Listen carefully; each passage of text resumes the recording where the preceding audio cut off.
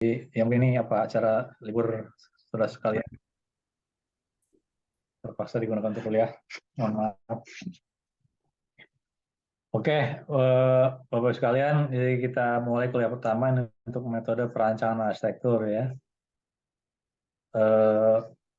Ya terima kasih atas kehadirannya. Mudah-mudahan ini kuliah perdana dan kuliah selanjutnya kita berjalan lancar dan tentu kita ingin berdiskusi memperoleh ilmu yang bermanfaat dan berkah gitu ya.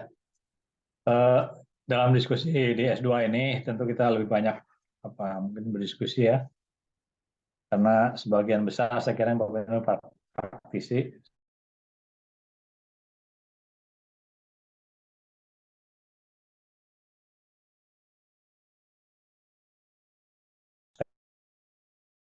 itu saya kira teori ini sebagai pengantar, selebihnya nanti kita akan diskusi pada kasus-kasus Bapak Ibu yang sudah dilakukan barangkali ya.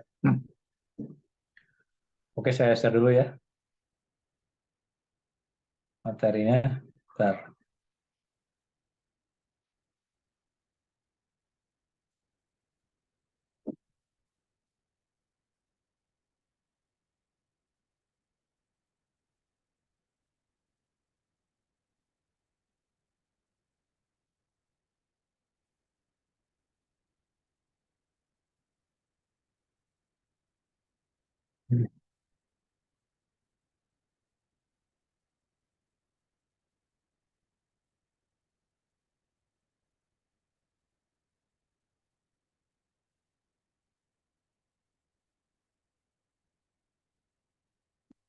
Bentar, Pak.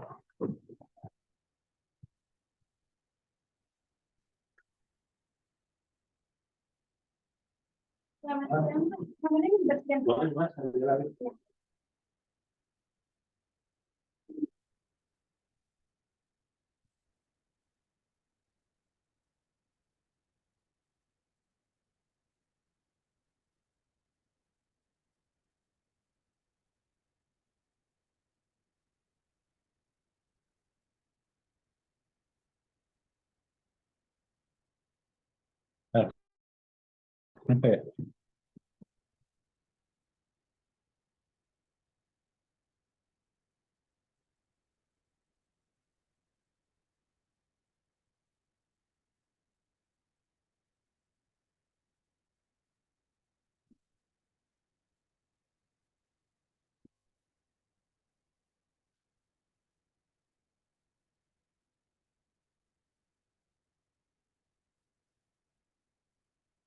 Nggak ada, Pak? Ya, Prof. Terlihat, Prof. Kelihatan. Kelihatan. Lihat ya. Udah, Prof. Oke. Jadi metode perancangan arsitektur ini lebih kepada metode perancangan kreatif ya. Jadi Bapak-Bapak dan Ibu sekalian saya kira sudah belajar dan sudah mempraktekkan metode perancangan yang tentang rasional ya. Saya kira kan selama ini Bapak Ibu sudah mulai setiap merancang tahulah bagaimana metode mulai dari input output proses output kan yang berbasis pada perancangan rasional ya yang berdasarkan metode sistematik ya mulai dari intinya programming gitu kan. Nah itu yang saya kira sudah biasa dilakukan dan itu proses yang sudah bisa dikerjakan oleh Bapak Ibu sekalian. Nah kita dalam mata kuliah ini dan dalam prakteknya tentu tidak meninggalkan itu gitu ya. Itu adalah praktek metode perancangan rasional yang memang menjadi bagian dasar dari sebuah proses perancangan gitu ya. Nah, kita akan coba masuk sekarang kepada metode perancangan arsitektur yang kreatif, gitu ya, pendekatan kreatif. Jadi itu pokok bahasan kita. Tidak berarti ini perancangan untuk menggantikan yang rasional tadi ya, tapi ini lebih melengkapi. Kita akan diskusi tentang merancang dengan pendekatan yang kreatif. Ya. Nah, itu ini sebelum kita lanjut. Capaian pembelajaran yang diharapkan dari dari mata kuliah ini adalah kita ingin mengajak sekalian untuk memahami teori, mengeksplorasi dan mengembangkan kreativitas ya dalam praksis desain arsitektur. Jadi kuncinya itu. Meskipun sudah dalam praktek metode planning arsitektur rasional pun sebagai seorang arsitek kreativitas ada prasyarat ya. Prasyarat utama dalam desain kan kreativitas ya. Jadi ketika kreativitas tidak ada maka arsitek mati pada dasarnya kan. Karena kunci dari desain adalah kreativitas. Nah, kita bagaimana kreativitas itu didekati dengan metode yang juga sejalan dengan itu kan. Ya. Nah, yang kedua kita juga akan berdasarkan analisis presiden, ya, menganalisis, menyintesis dan menerapkan metode desain arsitektur yang non konvensional. Artinya yang dari yang rasional tadi gitu ya, yang rasional itu yang konvensional kan, yang kita sudah lakukan sehari-hari ya, sudah bahkan sudah inherent dalam diri kita sebagai arsitek itu melakukan metode perancangan yang rasional ya. Nah, kita coba masuk ke lebih yang intuitif ya, emosional dan kreatif gitu ya. Tapi sekali lagi tidak berarti meninggalkan yang rasional, karena itu adalah langkah-langkah yang sudah biasa dilakukan gitu ya. Nah, tentu dalam metode yang kreatif ini juga kita tidak bisa diskusikan banyak gitu ya. Secara teoretik saya dengan beberapa nanti menyajikan beberapa kasus ya, isu-isu pendekatan arsitektur kreatif. Nanti selebihnya silahkan Bapak ya dalam mengerjakan tugasnya mencari atau menemukan metode yang lain gitu ya. Jadi tidak terbatas pada yang disampaikan nanti gitu ya. Nah, paling tidak yang akan kita diskusikan adalah metode heuristik, metode metafor, fenomenologi, velocity dan lain-lain, ada beberapa kasus. Nah, sekali lagi ini hanya sebagai contoh gitu ya. Selebihnya nanti silakan Bapak Ibu sesuai dengan topik yang dipilih dan juga sesuai dengan minat dan sebagainya, pengalaman untuk menemukan mengeksplorasi pendekatan-pendekatan lain yang yang kreatif tadi gitu ya. Itu jadi beberapa yang metode lain yang juga intangible ya, misalnya yang filosofi, simbolik atau juga eksperimental, dekonstruksi ya, sebagian kita diskusikan gitu ya. Nah, tapi sekali lagi teorinya sebagai pengantar, refreshing ya. Sekarang Bapak Ibu sudah karena sudah pernah di S1, sudah berpraktek sebagai arsitek, maka akan lebih banyak kita diskusi ya bersama pengalaman Bapak Ibu sekalian untuk bagaimana menerapkan pendekatan-pendekatan yang tadi yang non konvensional itu gitu ya. Nah, itu akan nanti disajikan, dipresentasikan dalam bentuk tugasnya gitu ya. Nah, sekali lagi tugas itu Bapak sekalian supaya tidak menyulitkan ya. Pertama ini kita bisa berbasis pada presiden, artinya bisa berbasis pada apa yang sudah dilakukan ya oleh Bapak Ibu sekalian yang sudah pernah dirancang atau sedang merancang gitu ya. Ataupun ya rancangan baru silahkan gitu ya. Tapi intinya tidak ya jauh lebih mudah kalau berdasarkan presiden yang sudah Bapak Ibu lakukan gitu ya. Tapi tidak menutup sesuatu yang baru sama sekali ya, yang belum pernah dilakukan juga apa-apa. Tapi intinya bagaimana nanti sekali lagi saya tekankan, semua mata kuliah itu tugas-tugas itu diharapkan menuju pada mendukung tesisnya gitu ya.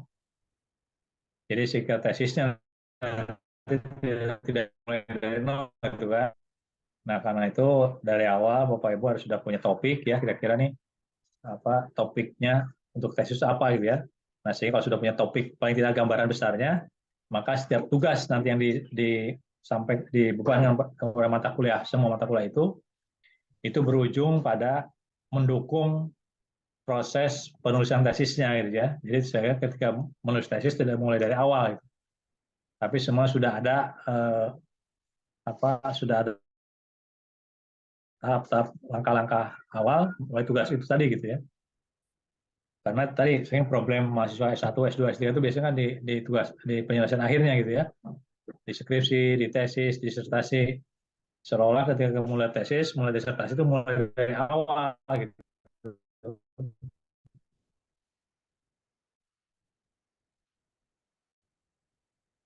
Nah, padahal itu seharusnya tadi bisa mulai di yang relevan gitu ya, tugas-tugas yang nanti mendukung tesis baik dari segi nanti teori ya, eksplorasi teoritik, eksplorasi apa artikel pada jurnal orang lain ya, eksplorasi presiden arsitektur, termasuk juga topik desainnya gitu ya.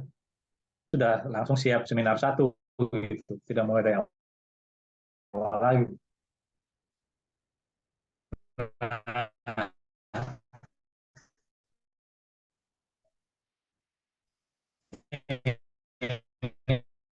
Tugasnya sekalian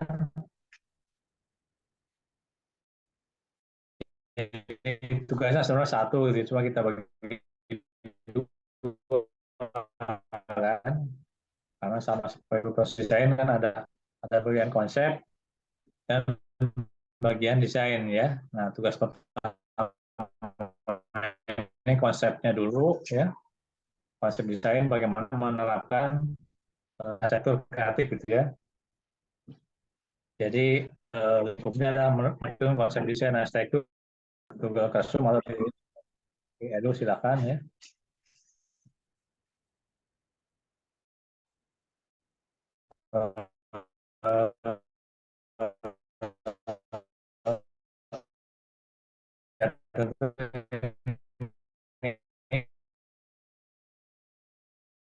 Kemudian yang kedua adalah berdasarkan konsep itu akan buat preliminary desainnya gitu ya.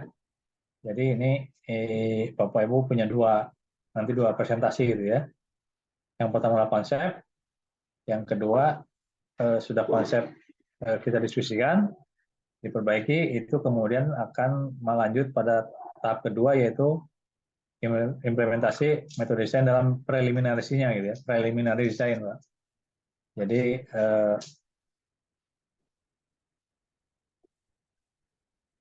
ya cukup apa master plan, side plan ya, kemudian denah, tampak ya, mungkin potongan juga tidak diperlukan lah. Yang penting misalnya nanti ada bisa eh, eh, tiga dimensinya ya, perspektif atau juga animasi silahkan ya nanti.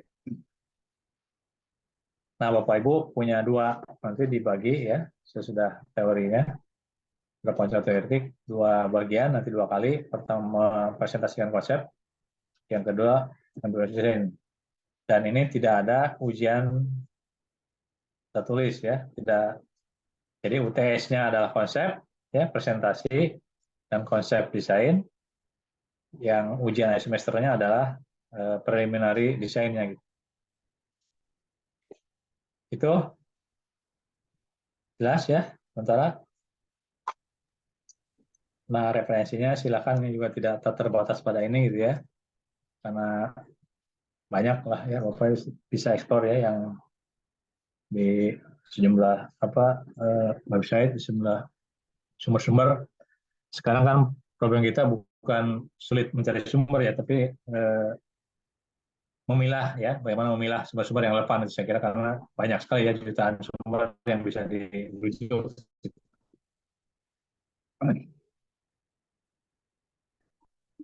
Oke, udah pasti ya.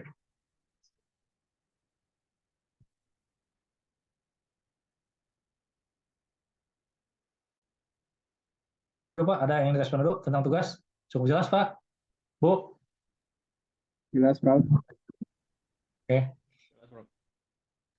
kita lanjut dulu ya.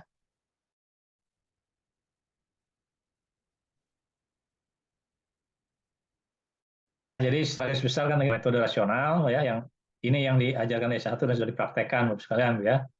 Jadi metode rasional pendekatan yang sistematis yang dimulai dari analisis kebutuhan kan. Analisis kebutuhan itu kemudian melahirkan programming ya. Dari programming dilakukan analisis, sintesis, dan kemudian keluarlah desainnya optimal gitu kan. Ya. Jadi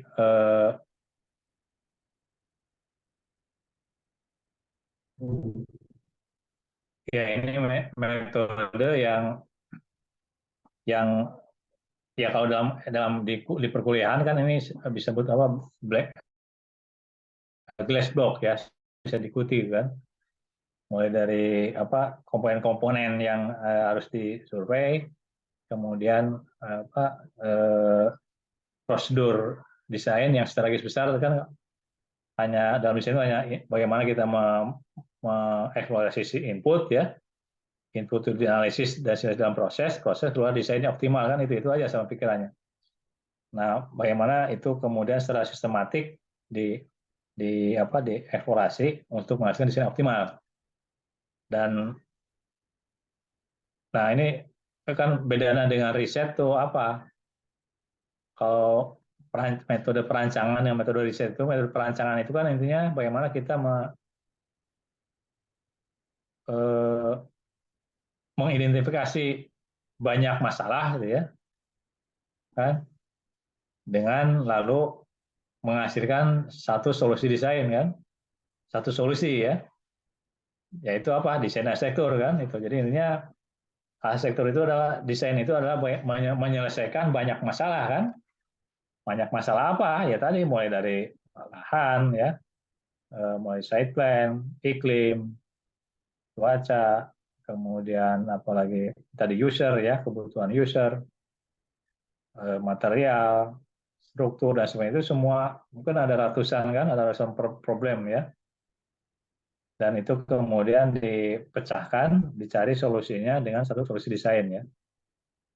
Nah itu yang sudah dilakukan dalam metode rasional kan.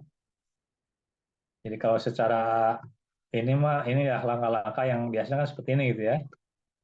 Pertama ada mendefinisikan masalah dulu, Bapak Ibu mau merancang apa gitu kan, ya. Dari merancang misalnya apa, merancang bangunan rumah sakit itu kan, ya tadi bisa dibagi menjadi sub-sub problem ya. Problemnya ya biasanya berbasis pada elemen atau komponen arsitektural ya. Misalnya dari mulai apa, mulai analisis kontekstual ya, kontekstual berkaitan dengan tapak misalkan ya, konteks, tapak, setting, urban konteks, rural konteks, setting apa, tata guna lahan dan sebagainya kan. Lalu itu bisa jadi satu subproblem tersendiri kan. Lalu subproblem berikutnya apa? Ya programming ya. Programming berbasis pada perilaku manusia kan, user itu ya. Itu pun saya kira banyak kebutuhan ya. Kalau merancang rumah sakit berarti kan ada kebutuhan pasien, kebutuhan dokter, kebutuhan apa, manajemen ya, pengunjung dan sebagainya. Saya kira itu programming. Itu sub programming. Yang kedua adalah, yang ketiga sub apa lagi? Formal, bentuk ya, struktur itu kan, termasuk material ya. Itu. Atau sebelum itu ada apa? Sub problem ya, filosofinya ya, visi misi, apa yang dibangun ya, visi misi rumah sakit seperti apa kan, ada aspek filosofi dan rancangan. Lalu apa lagi? Ya mungkin mekanikal, elektrikal dan sebagainya. Saya kira itu kan sub problem dari problem besar bagaimana merancang rumah sakit yang ideal, yang optimal. Nah kemudian dari sub problem itu kan ada ratusan lagi item itu ya yang harus diselesaikan kan. Dan itu semua harus didefinisikan gitu ya, dicarikan, dianalisis solusinya, dan analisiskan semua ada dua gitu ya. Bagaimana kita analisis itu, pertama adalah tadi mencari input problem yang jadi masalah, yang kedua adalah kita menemukan kriteria kan, menemukan kriteria desain apa yang dihadirkan ya. Nah analisis itu adalah bagaimana kita membandingkan antara input ya dengan kriteria desain kan, sehingga dihasilkan sebuah sintesis yang optimal itu ya, yang menjawab tadi semua masalah tadi gitu ya. Itu jadi, dan ini saya kira yang selama ini Bapak Ibu lakukan ya sebagai perancang itu. Ya silakanlah Bapak bisa eksplor lagi, ingat teori dari siapa, Benjamin Handler ya. ya, perancangan berdasarkan pendekatan sistem, perancangan berdasarkan sistematik, desain dan sebagainya. Nah, kita tidak lagi ini gitu ya. Ini dianggap sudah inherent, terintegrasi dalam kemampuan kompetensi Bapak Ibu sebagai arsitek ya selama ini. Nah, kita masuk bagaimana memasukkan unsur tadi, unsur kreativitas, metode kreatif untuk apa? Untuk memperkaya tadi ya, untuk memperkaya solusi tadi, memperkaya solusi, memperkaya ide-ide dasar yang nanti bisa lebih menampilkan banyak pilihan gitu ya. Nah, itu yang kita sebut sebagai metode kreatif gitu ya. Jadi kalau ini kan semua tadi linear gitu ya. Metode semua metode yang linear kan. Dari input, proses output sesuatu yang linear ya, berjalan dalam satu eh, garis linear ya. Nah, dalam metode kreatif kita mencoba mencari, mempertinggi banyak ide ya, banyak gagasan dengan ya kalau punya blok itu blok blokade punya pembatas ya yang menghalangi mental kita untuk kreatif, maka itulah yang kita bongkar dulu gitu ya. Kita bongkar blok-blok yang menghambat keluarnya proses desain, proses kreatif desain dalam rangka mencari solusi yang lebih lebar itu, solusi yang lebih banyak gitu ya. Nah, jadi sekali lagi ini dalam rangka memperkuat metode rasional ya, bukan berarti meninggalkan metode rasional. Karena ini kan sesuatu yang ya bukan given ya, tapi sesuatu yang sudah inherent ya dalam diri proses desain pasti mengikuti metode rasional itu kan. Karena itu metode kreatif adalah melengkapi, tapi juga bisa melampaui itu gitu ya, tanpa meninggalkan yang rasional. Nah, karena itu sebelum kita ke bagaimana mencari metodenya yang kreatif itu, mungkin kita juga bisa refreshing soal kreativitas itu apa gitu Pak ya.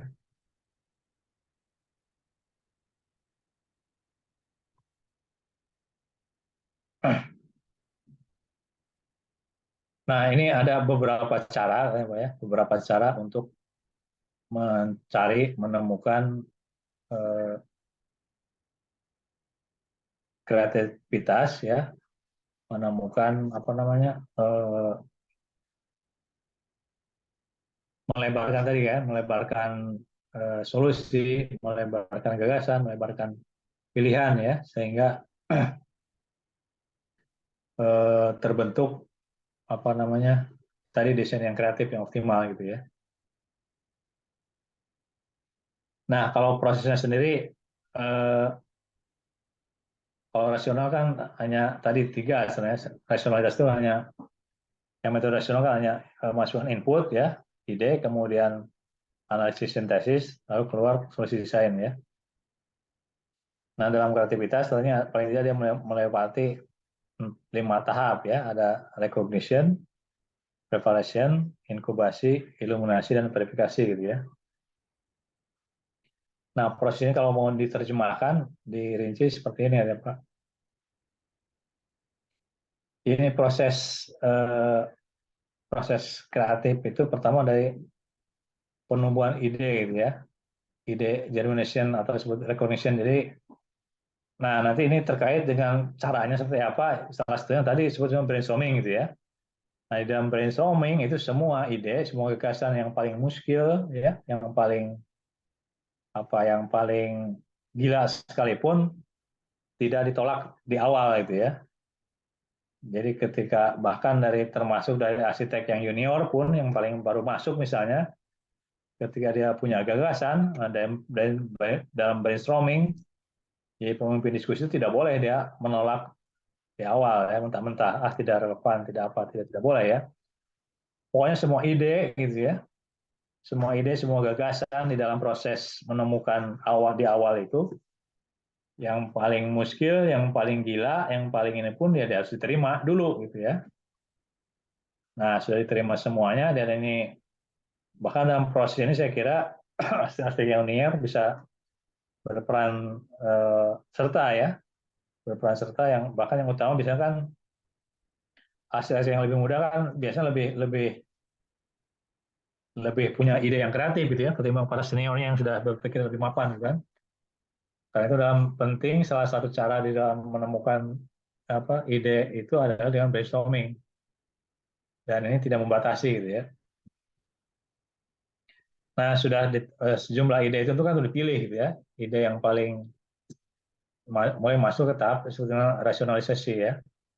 Jadi bagaimana ide-ide yang mungkin menyebal ya, ide-ide yang di luar nalar, yang gila itu kan mulai masuklah ke tahap rasionalisasi. Ya, artinya rasionalisasi kan bisa dikaitkan dengan mulai realitas ya, dikaitkan dengan teori-teori yang lepan gitu kan, ya, dikaitkan dengan tadi kesadaran akan pengetahuan gitu yang ada gitu ya, sehingga yang tadinya mungkin yang ide yang gila gitu, yang ide yang di luar kebiasaan ketika masuk kepada realitas material, ya struktur atau juga realitas misalnya ya kliennya yang masih tidak progresif kan itu baru masuk di situ mulai diendapkan, dipilih sebagainya. Nah yang berikutnya masuk ke tahap inkubasi. Nah berarti kan ini sudah mulai dari banyak ide itu sudah mulai dipilih beberapa ya yang bisa ditawarkan ya di di dirumuskan ya dengan lebih lebih detail gitu ya, diinkubasi artinya ini masih 1, 2, 3 ide gitu ya, tidak satu ide mana yang lebih lebih relevan gitu ya, kemudian dikembangkan, dimasuk pada tahap visualisasi ya, tidak lagi sekedar ide-ide karena pasti kan arsitektur tuh sama ya, arsitektur konsep dan desain kan, sketsa bahasanya tidak hanya bahasa teks ya, tapi bahasa grafikal kan, bahasa visual. Nah itu sudah masuk di tahap inkubasi ya. Lalu di situ masuk kepada tahap iluminasi ya. Jadi ini sudah memilih mungkin 1, 2 alternatif yang paling realistis gitu ya, yang paling visible untuk dilaksanakan kan. Nah tentu visibilitas ini kan juga ada banyak kriterianya gitu ya. Dan biasanya bahkan yang menentukan itu kan klien gitu ya. Jadi beruntung kalau Bapak Ibu menemukan klien yang punya duit ya, lalu membebaskan ide desainnya pada Bapak Ibu sebagai arsitek. Nah, itu luar biasa. Tapi kan pada banyak kasus itu kan gitu ya, dia punya uang tapi punya selera ya, persepsi yang berbeda. Nah, itu bagaimana itu dikawinkan, disenyawakan menjadi sebuah ide yang dapat direalisasikan sehingga pada akhirnya bisa diverifikasi ya, bisa diverifikasi dengan bukti-bukti yang terutama sekali lagi bisa dengan nilai-nilai klien ya, diverifikasi dengan pengujian-pengujian yang ya struktural ya, pengujian estetika, lingkungan dan sebagainya. Nah ini proses tahap ini yang terjadi ketika kita melakukan satu proses kreatif gitu ya. Nah proses seperti itu yang kita kembali ke yang ini. Jadi ini pertama adalah caranya dengan brainstorming tadi ya. Ini dalam rangka tadi di brainstorming ini berguna ketika masuk ke tahap rekognisi ya, sampai pada preparasi gitu. Sehingga ya arsitek bisa lebih kaya gitu ya, karena dia tidak hanya ide seorang ya, tapi ide banyak orang, meskipun nantinya bisa ide salah satu yang diterima atau kombinasi gitu ya, bisa muncul kombinasi-kombinasi yang mungkin tidak diduga sebelumnya gitu kan. Nah, cara yang kedua adalah dengan sinetik, yang berpikir analogis. Ini apa? Ya nanti kita masuk ke tadi metode yang kan kalau metode rasional itu berpikir langsung ya, berpikir linear gitu ya, serba mudah dibaca gitu kan, karena dia rasional gitu ya. Nah tapi pada cara kreatif mungkin bisa berpikir yang lebih analogis ya, bisa dengan metafor, dengan simbolik, fantasi dan sebagainya gitu ya. Jadi kita berpikir dengan mengandaikan pada sesuatu yang lain gitu ya. Dan itu bisa memperkaya proses desain ini gitu ya. Lalu juga cara untuk apa namanya? Untuk memperkaya tadi, mengeluarkan ide-ide kreativitas tadi dengan mengajukan banyak pertanyaan kritis gitu ya. Jadi setiap ini jangan puas, setiap muncul ide jangan puas dengan satu gagasan, lalu dikritisi ya kenapa dia harus seperti itu gagasannya gitu ya. Jadi pertanyaan mengapa itu adalah sebuah dialektika itu ya, sebuah pikiran berlawanan ya, oposisi gitu, yang justru munculnya ide-ide baru tadi gitu ya. Nah, karena itu dalam proses kreatif jangan tabu itu ya, jangan pernah menolak ide-ide yang mungkin juga seperti tadi yang di luar nalar ya, atau seperti suatu yang tiba-tiba mendadak dan sebagainya gitu ya. Jadi intinya dalam proses kreatif harus membongkar mental block gitu yang menjadi penghambat, yang menjadi seringkali kita membatasi diri dengan jawaban atau pernyataan tidak mungkin gitu ya. Ini tidak mungkin, bukan begitu. Jadi pertanyaannya ketika kita melakukan desain justru dengan mengapa demikian ya. Bukan di awal sudah mulai menolak, ya, yang pikiran menolak dengan bahwa ini sesuatu yang tidak mungkin. Gitu. Nah itu proses kreativitas, Bapak-Ibu sekalian. Tadi ini kan strategi ini ada brainstorming, ada sinetik, ya ada melebarkan area pencarian, ya, artinya dengan pencarian kritis gitu ya. Atau ada juga yang disebut teknik Delphi gitu ya. Teknik Delphi itu diskusi yang tajam ya, deep thinking dengan beberapa ahli dan sebagainya. Cara, nah ada cara yang lain kata Enoides, ini juga salah satu cara untuk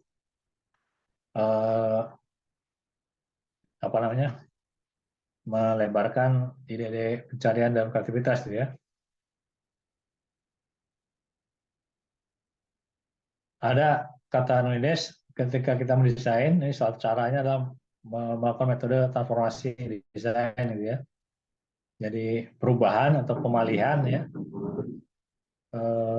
Jadi kita tidak puas dengan hanya satu bentuk ya yang terjadi, tapi mungkin kita ingin mencapai tadi desain yang optimal ya dengan berbagai alternatif untuk mendekati isu-isu internal, isu-isu kita sendiri ya, isu sebagai dalam pikiran benar, maupun isu eksternal yang berkaitan dengan tadi sub-sub variabel yang berkaitan dengan bagaimana desain arsitektur terbentuk gitu ya.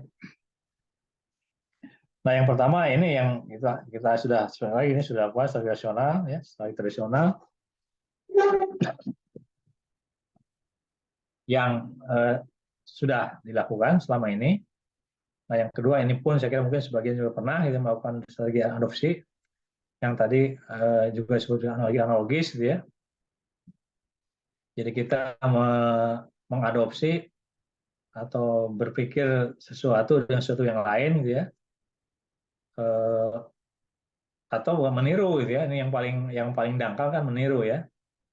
Atau kalau mahasiswa S1 kan biasanya menyebutnya apa? ATM ya. Amati, tiru, modifikasi. Nah, itu yang paling dangkal kan. Metode yang paling dangkal ya, yaitu mimesis ATM. Nah, yang kedua adalah metafor ya. Nah, nanti kita bicara ini pun saya kira Bapak Ibu sudah pernah mengenal ya, tapi nanti kita coba diskusi tentang ini ya. Yang ketiga strategi dekonstruksi atau dekomposisi. Nah, ini pun kata Antonides ya, saya kira terpengaruh dari konsep struktur postmodern ya. Jadi kita mencoba tidak patuh pada sistem konstruksi yang kita kenal gitu ya, tapi kita bongkar kebenaran-kebenaran relatif yang selama ini dikenal, lalu kita coba dengan pikiran-pikiran yang baru gitu ya.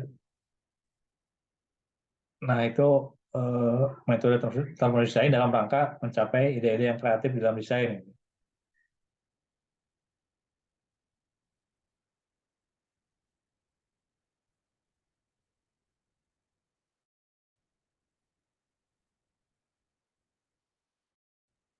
Oke, Bapak-Ibu sekalian, sampai situ ada yang aja Pak, ada yang ingin didiskusikan barangkali.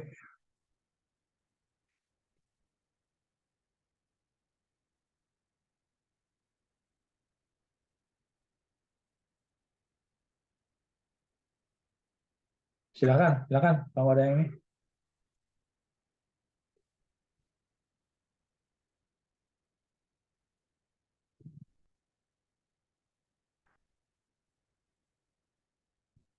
Halo, Halo, izin Prof.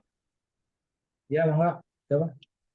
Iqbal, Ya, Iqbal Bang. eh, izin Prof. Ini sedikit ibaratnya apa curhat mungkin Prof. Jadi Ya. dulu saya pernah diminta untuk membantu mendesain sebuah masjid. Nah, saya itu pernah saat pengonsepan itu saya minta menyarankan untuk jangan membuat yang masjid-masjid yang seperti biasa kan karena mayoritas itu kan masjid biasanya menggunakan kubah ya Prof. Nah, jadi di situ saya eh, memberi saran bagaimana kalau kita ganti jangan pakai kubah gitu kita bentuknya eh, bentuk yang lain gitu. Nah pada saat itu ide saya langsung apa ditolak mentah-mentah. Jadi untuk menangani hal-hal seperti ini seperti apa ya Prof baiknya Prof? Terima kasih Prof. Ya, terima kasih. Ya, saya kira betul ya, kalau dalam praktek gitu kan, dalam praktek Bapak Ibu kan tidak hanya berhadapan dengan soal teknis gitu ya. Tidak hanya berhadapan soal teknis, mendesain, bentuk dan sebagainya gitu ya. Pada prakteknya kita kan berhadapan dengan klien, apalagi kalau kliennya kan tidak klien tunggal gitu ya. Masjid itu kan masjid keumatan ya, komunitas yang selama ini pengetahuan mereka terbatas gitu kan. Ya, pengetahuan kaum muslim tradisional apalagi kan itu kan mengenal masjid itu sebagai apa, pan Arabian gitu ya, datang dari Arab gitu ya, masjid-masjid berkubah gitu kan, dan itu yang dia kenal sehari-hari gitu kan. Ya, padahal arsitek kan tidak pernah kata Mangunwijaya itu tidak boleh arsitek itu menderetkan pada satu identitas tertentu gitu ya, me, apa, meletakkan ya satu identitas, satu bentuk tertentu pada satu fungsi tertentu karena dia eh, kontekstual gitu ya. Nah, tetapi karena kita ini masyarakat kita Muslim kita itu eh, masjid itu kan dibawa katanya orang dari ini ya haji gitu ya, para haji yang berangkat dari Mekah dari Arab dan sebagainya, dan mereka melihat bahwa masjid-masjid di Timur Tengah itu masjid Kuba gitu ya, sehingga itu yang menjadi diletakkan sebagai ciri khas masjid gitu ya. Padahal kubah pertama juga kan bukan pada masjid kan, pada gereja gitu. Tapi kan Iya Pak jadi ya sebagian besar komunitas masyarakat muslim tidak mengenal kan iya soal sejarah. Ya, pada saat itu juga waktu itu saya bilang seperti itu Prof karena asal oh, muasal kubah itu malah digunakannya itu bukan bukan di masjid. Nah, mereka malah apa ya, responnya negatif lah Prof begitu. ya, ya. Ya, itu kan problem pada masyarakat menengah bawah, masyarakat tradisional gitu ya. Nah, karena itu memang arsitek lalu kan harus mendidik kan ya. Jadi soal pendidikan arsitektur, soal berhubungan dengan klien itu sesuatu yang penting gitu ya. Ya memang tidak semua lalu diterima kan ketika pada masyarakat yang tradisional seperti itu, ya tidak mudah juga gitu ya. Apa namanya? karena konsep Pan Arabian itu sudah melekat pada ciri masjid di Indonesia ya. Nah, karena itu kan sekarang sudah mulai gitu ya, sudah mulai pada arsitek yang berbasis pada arsitek yang kontemporer ya. Ya mungkin soal ini juga soal apa? Soal nama gitu ya. Ketika yang merancangnya siapa Ahmad Numan atau Ridwan Kamil ya, yang sudah apa punya rekognisi tertentu gitu kan. Nah, mereka lebih mudah memasukkan itu gitu ya. Lebih mudah memasukkan untuk karakter masjid yang berbasis pada tadi pendekatan rasional ya, tadi pada konteks tempat gitu ya. Ya mungkin perlahan-lahan gitu ya. Karena pada Ahmad Numan pun kan tidak semua masjid tidak pakai kubah gitu ya. Jadi Ahmad Numan pun gitu pada beberapa masjid juga menggunakan kubah gitu ya. Tapi harus desain, maksudnya bahwa dia pakai kubah, ya kubah itu untuk apa gitu kan? Kalau dulu kan mungkin hanya soal karena kebutuhan struktural gitu ya, perlu bentang yang lebar. Kalau sekarang kan tidak pada itu gitu. Jadi apa ya? Saya tidak punya jawaban yang yang pasti gitu ya. Seperti apa pendekatannya gitu kan? Barangkali proses meyakinkan itu yang harus dilalui ya dengan cara tadi pendekatan kesejarahan ya, pendekatan apa kontekstual setempat karena kan di masjid tradisional pun di Indonesia itu kan juga ada yang berangkat dari Kuba, ada juga yang berangkat dari Meru kan ya, pengaruh adaptasi dari Hindu ya dengan struktur atap tumpuk. Nah itu bisa diyakini juga seperti itu gitu ya. Pada masa tradisional mereka menerima itu kan masjid-masjid yang tidak berkubah, menerima masjid yang dengan struktur tumpuk, atap tumpuk kan. Artinya harusnya terbuka juga pada bentuk yang lain itu kan. Oke, itu mungkin satu cara yang lain ya. Bagaimana kita mendekati masyarakat itu problem di dalam proses desain arsitektur ya. Tapi tidak berarti hanya masyarakat kan. Kita juga bisa aja kita berhadapan dengan klien yang tunggal ya, orang punya duit ya, tapi persepsi mereka tentang arsitektur kan banyak juga orang yang apa ya snob gitu ya. Snobisme itu apa? Ya sedikit arogan yang kekayaannya gitu ya, tetapi sebenarnya tidak punya pengetahuan yang cukup tentang arsitektur. Jadi ada banyak juga kan orang, saya mah ingin rumah saya seperti yang di Singapura, atau yang seperti di Spanyol, karena dia pernah ke Jepang, saya ingin seperti Jepang gitu ya. Nah itu juga terjadi pada masyarakat kelas menengah atas kan ya, karena snobisme tadi. Gitu. Nah itulah tugas arsitek, sekali lagi tidak hanya sebagai apa soal-soal teknis, tapi juga soal-soal yang sosiologis, soal-soal bagaimana meyakinkan klien supaya juga menerima ide-ide kita ya. Nah dalam proses itu nanti kita sebut memang ada negosiasi ya, ada nanti kita dalam proses kreativitas juga kita temukan itu gitu ya. Desain yang optimal itu ketika kita bertemunya antara kepentingan klien dengan kepentingan arsitek gitu ya. Nah itu yang barangkali harus ditegaskan, udah Iqbal ya. Ya, siap, Prof. Oke. Ada yang lain?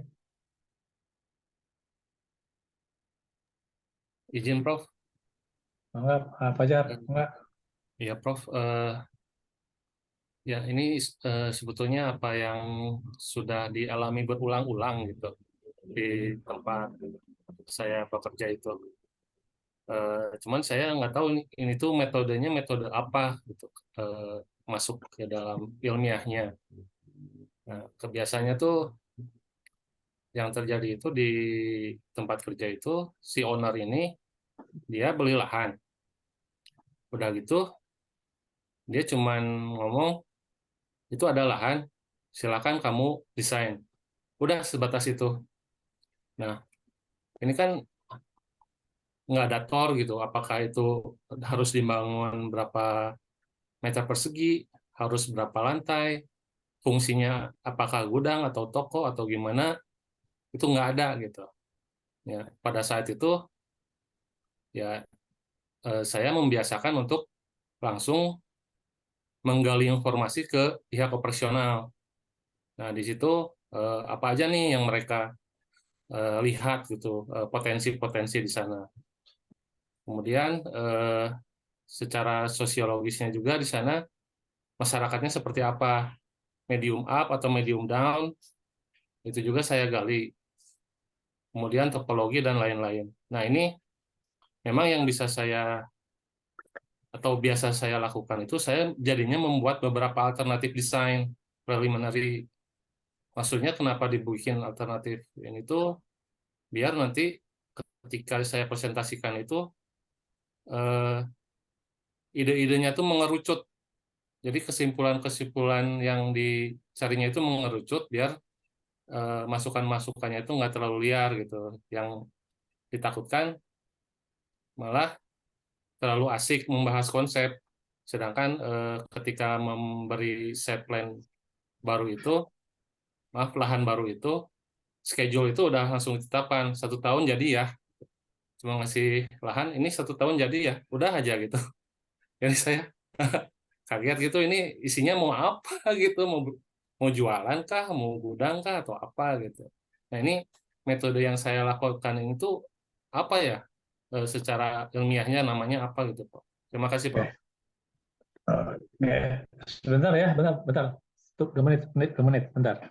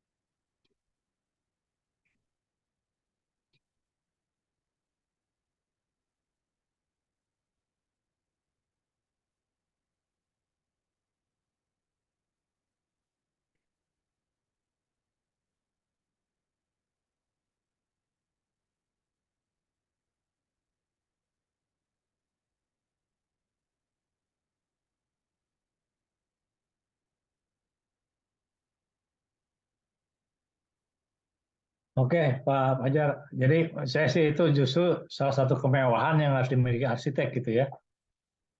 Kalau tadi kan berbeda dengan Iqbal yang harus meyakinkan klien, sangat berbeda sama sekali ya. Kalau Fajar kalau menemukan klien semacam itu kan tuh kemewahan yang luar biasa itu ya. Arsitek diberi kebebasan untuk menentukan ya gagasan, fungsi dan sebagainya, sehingga ya kalau klien seperti itu menurut saya satu yang luar biasa, dan arsitek bisa mengeksplorasi dengan lebih luas kan. Ya. Nah, tentang metodenya ya, yang digunakan pertama kali itu metode rasional kan. Tadi Bapak menganalisis kondisi site ya, menganalisis kondisi urban konteks, sosial ya, urban konteks artinya sosial, ekonomi dan sebagainya. Prospek di situ seperti apa gitu ya. Kemudian tadi dari problem site plan, problem mungkin material, ekonomi, seperti itu saya kira metode rasional Pak. Metode yang selama ini memang dilakukan seperti itu ya. Nah, tetapi dalam kasus itu menurut saya memang tidak cukup gitu ya. Karena itu arsitektur itu kan sekarang bukan pendekatan satu, dalam merancang itu tidak hanya pendekatan tunggal gitu ya, tapi bisa multi facet gitu Pak. Bisa multi facet, multi metode gitu ya, multi metode.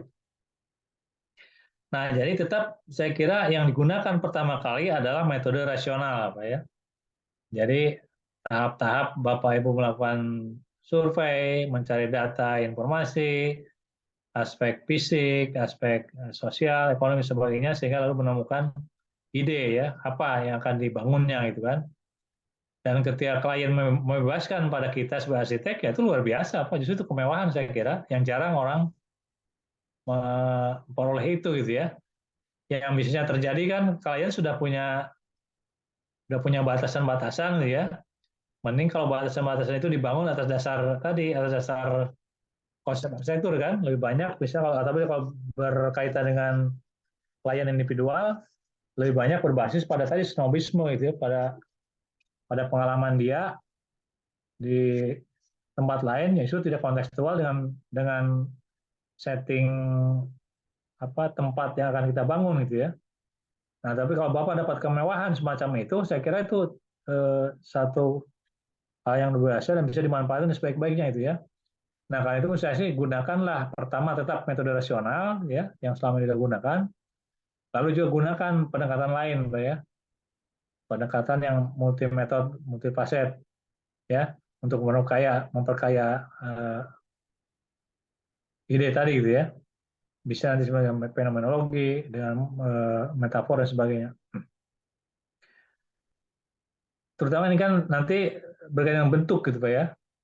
Berkaitan dengan mencari bentuk suasana ruang, apa sense of place ya, identitas tempat itu saya kira metode kreatif itu lebih banyak berkaitan dengan itu gitu ya.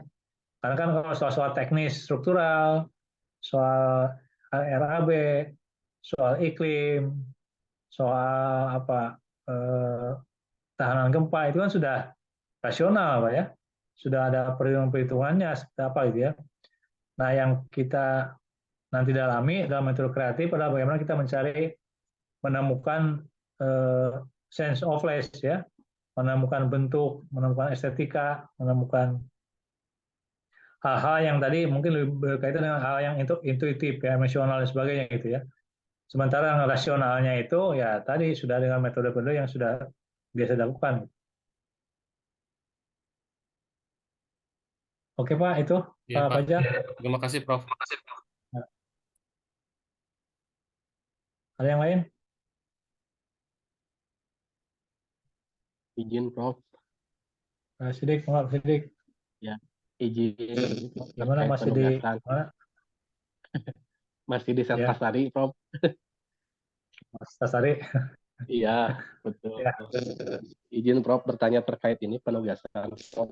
Tadi kan ada 2 milestone ya, Prof ya, di pertemuan ke-10 dan terakhir ya untuk pengumpulan ya. tuh di PS dan UAS. Nah, terkait skala penugasannya, apakah ada batasan tertentu misalnya harus sekian lantai, sekian ribu meter persegi gitu terkaitnya, atau bisa skala kecil gitu, Prof.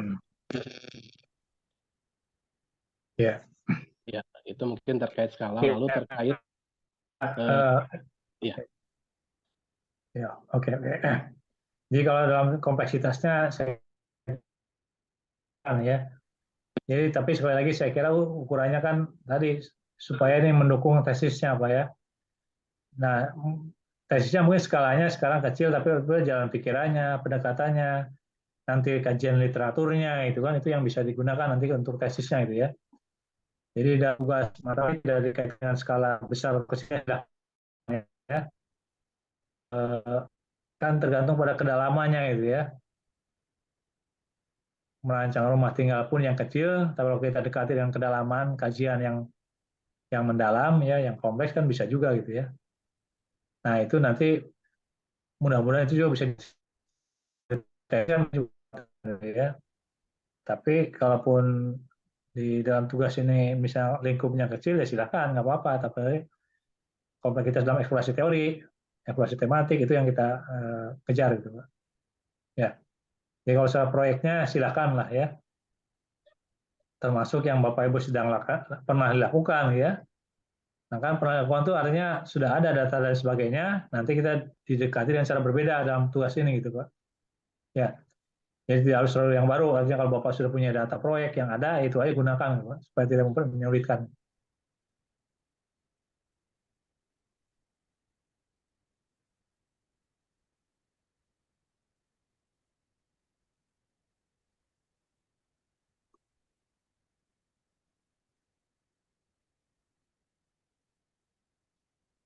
Masih ada? Kalau dari kita lanjut dulu ya.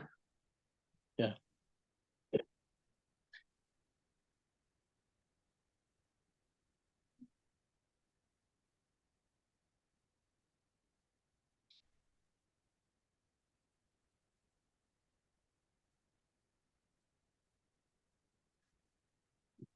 Nah, kalau tadi kan kita bicara prosesnya gitu ya, proses bagaimana kita mengolah dan menemukan kreativitas. Nah, kita coba sekarang dekati lebih mendalam ya guys, selain ini refreshing, apa sih yang dengan kreativitas itu gitu Pak ya.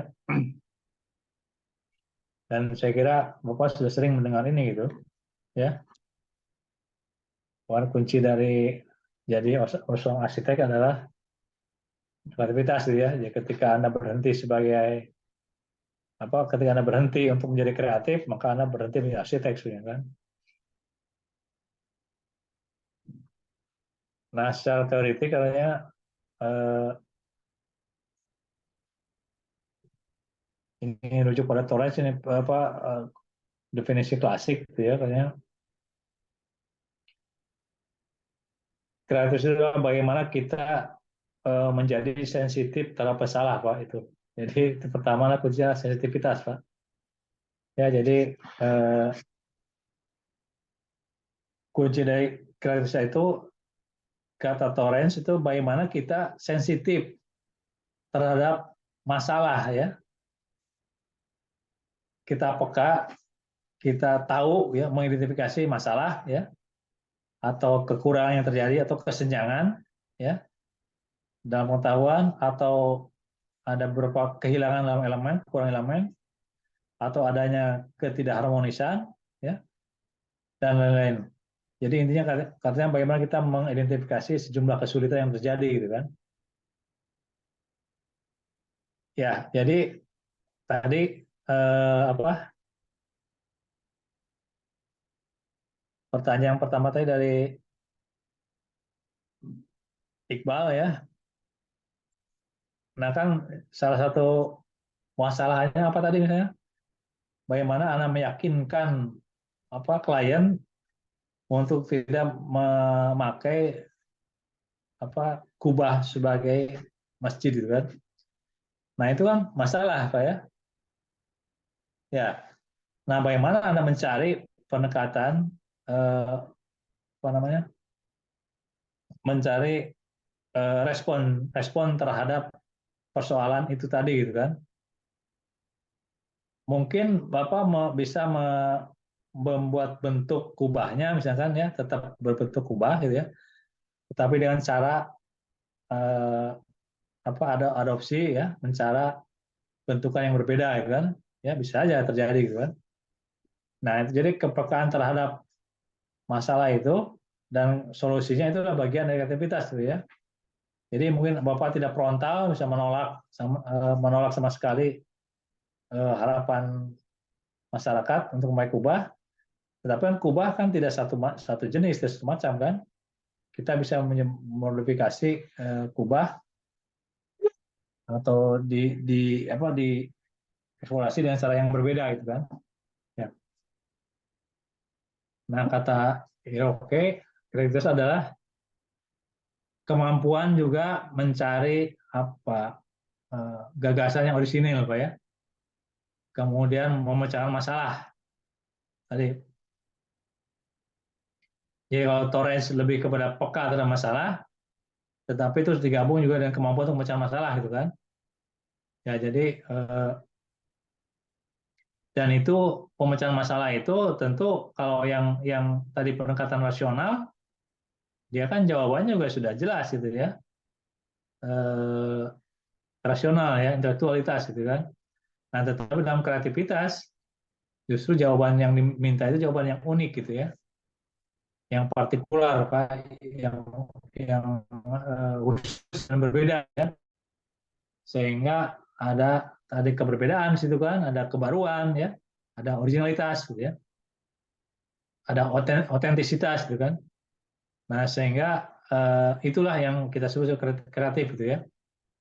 Jadi kreativitas itu pasti bukan follower Pak ya. Orang kreatif bukan orang yang sekedar mengikuti kan. Bukan orang yang sekedar mengikuti apa yang terjadi ya, tapi menjadi trendsetter bahkan ya. Membentuk trendsetter, membentuk gagasan yang unik, yang berbeda, yang otentik ya, atau yang baru gitu. Nah, itulah ciri-ciri dari arsitektur, ciri dari orang kreativitas. yang dimulai dengan kepekaan terhadap masalah, terhadap kesenjangan yang terjadi, ya, terhadap gap, ya, terhadap ketidakharmonisan dan sebagainya. Dan diakhiri dengan kemampuan memecah masalah dengan gagasan baru, ide yang unik, ide yang partikular, ide yang baru, yang berbeda, ya, yang otentik. Itu konsep kreativitas itu seperti itu, ya.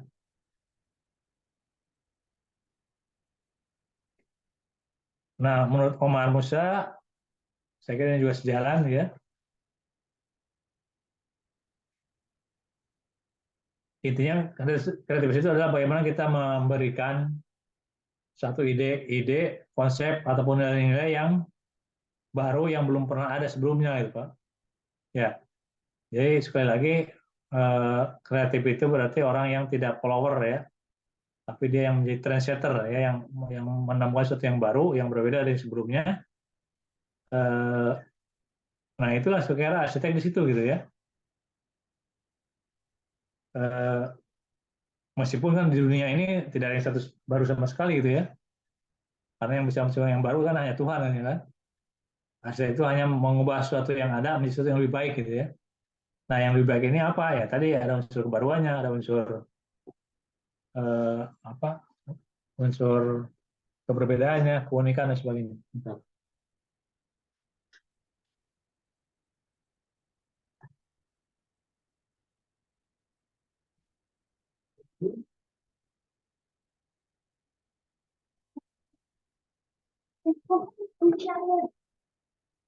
Oke, jadi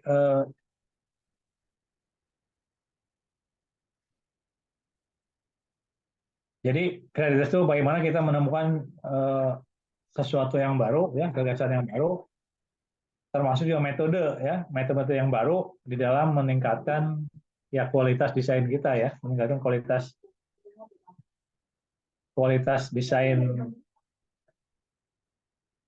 desain apa hasil yang menjadi sesuatu yang optimal, gitu, ya. Itu saya kira ini pengertian yang Bapak Ibu sudah paham lah, ya, semuanya. Nah, ini juga penting menurut Heda Ogen, apa aja sih unsur-unsur kreativitas itu, gitu, ya.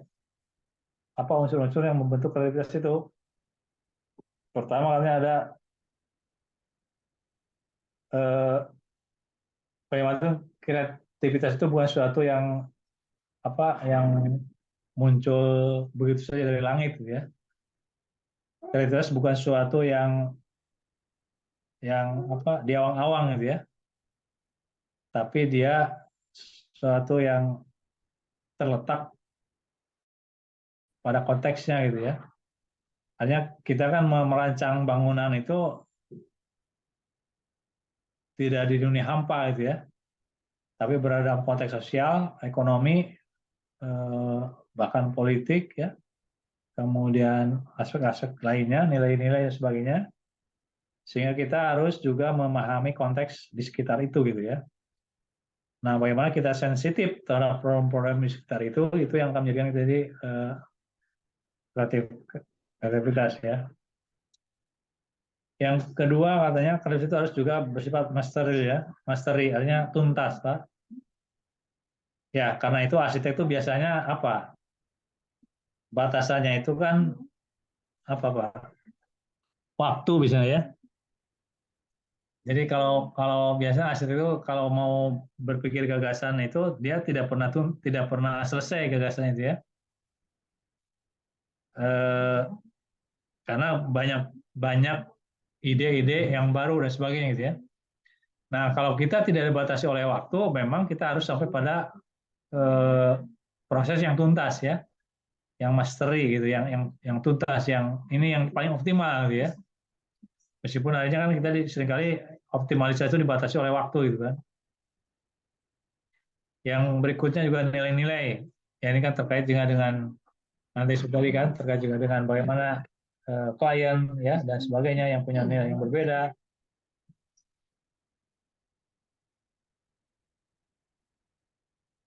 Di apa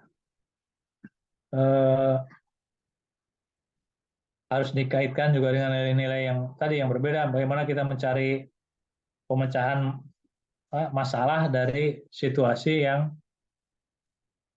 berbeda tadi ya. Tadi kan saudara Iqbal tadi menghadapi masalah masyarakat komunitas tradisional gitu ya, yang tidak menerima masjid dengan bentuk yang lain kecuali kubah. Nah, bagaimana kita mendekati persoalan itu kan, ada persoalan nilai-nilai situ gitu ya, sehingga kita bisa mencari alternatif mungkin bentukan yang mendekati tidak kubah tapi mendekati bentuk-bentuk yang mereka harapkan gitu ya. Yang berikutnya itu ability, tentunya ini soal kemampuan ya, kompetensi kita sebagai arsitek yang terus diasah gitu kan ya, yang terus di diendapkan dan sebagainya. Yang kemudian kemampuannya kalau terus diasah dengan kajian terhadap presiden, kajian terhadap ya pengalaman ya, membaca dan sebagainya, sehingga kita mudah menemukan disebut dengan novelty freshness ya. Jadi gagasan segar yang baru gitu kan. Jadi intinya kreativitas itu harus menghasilkan sesuatu yang baru, yang berbeda ya dengan apa yang sudah sebelumnya ya. Artinya setiap desain itu harus menemukan celah gitu ya. Sama seperti riset kan, menemukan sesuatu yang baru yang berbeda dengan sebelumnya gitu ya.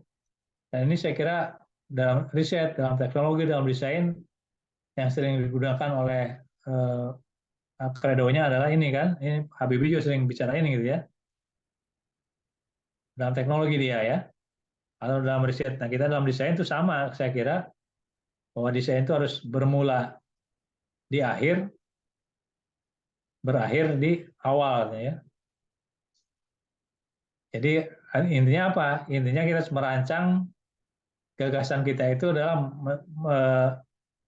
harus merupakan sesuatu yang bermula dari yang paling akhir, yang paling mutakhir gitu ya.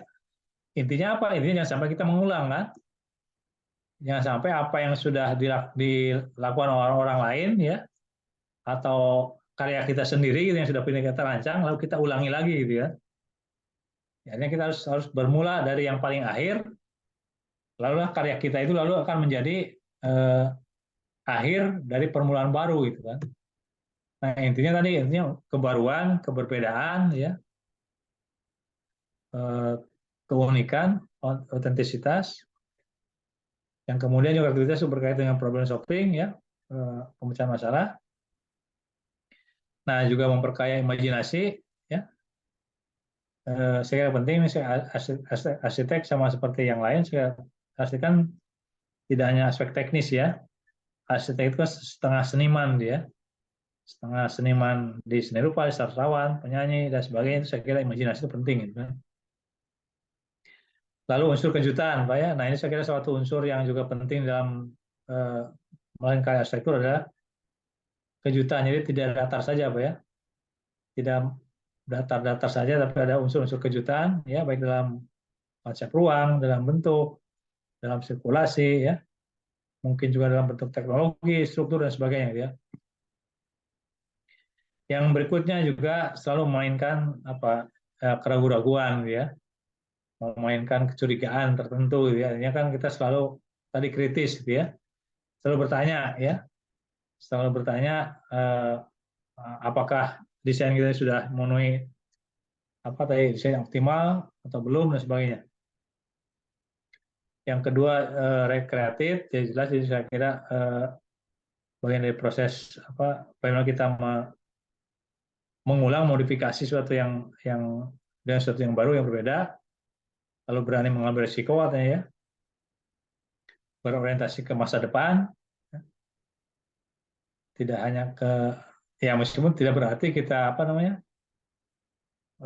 mengambil inspirasi masa lalu, bisa aja kan kita mencari misalnya ide kita dari arsitektur tradisional, tapi dengan cara-cara yang berbeda untuk masa depan gitu ya, diolahnya gitu kan. Kemudian tadi keberbedaan ya. Kemudian juga yang mencari peluang-peluang yang baru, yang berbeda ya.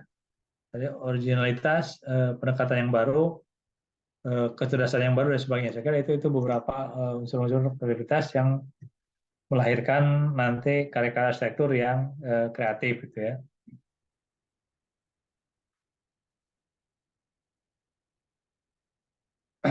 Nah ini menurut Ahmad Pakra ya, Gregory ada 5 katanya indikator bahwa sebuah proses kreatif itu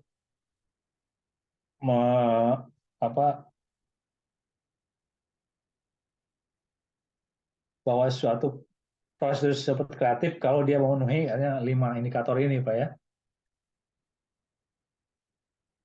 Tapi intinya katanya proses kreatif itu suatu yang kita menerima berbagai kemungkinan Pak ya. Jadi pikiran kita itu harus menerima berbagai kemungkinan, bahkan ketidakmungkinan sebenarnya ya. Jadi kita tidak pernah menolak apa yang dianggap tidak mungkin ya. Jadi jangan sejak awal menganggap bahwa itu tidak mungkin ya. Jadi kita harus open minded, harus berpikir terbuka,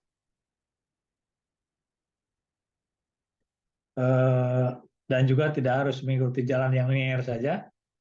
Yang rasional itu sesuatu yang dipenuhi, tetapi kita melampaui itu gitu ya. Sebagai arsitek harus melampaui itu gitu.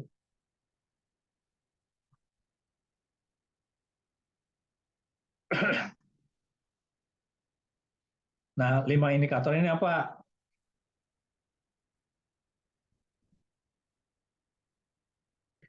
Pertama, katanya ada proses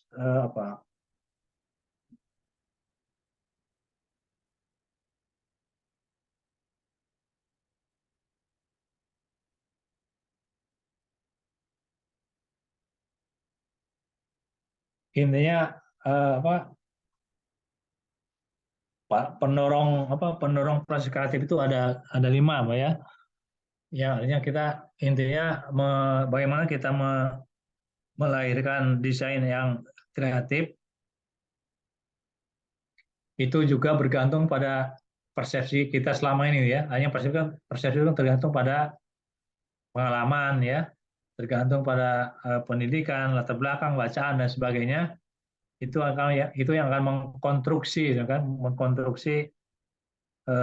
bangunan gagasan kita ya untuk menghasilkan inspirasi ya, termasuk kebiasaan-kebiasaan kita dan juga bahkan keterlibatan sosial gitu ya. Artinya kita pergaulan kita di dunia arsitektur ya, di asosiasi profesi, di kantor, juga masuk kembali pada pendidikan lanjut, misalkan itu bagian dari proses keterlibatan sosial yang akan mendorong lahirnya core gitu ya, inti dari proses kreatif ini gitu ya.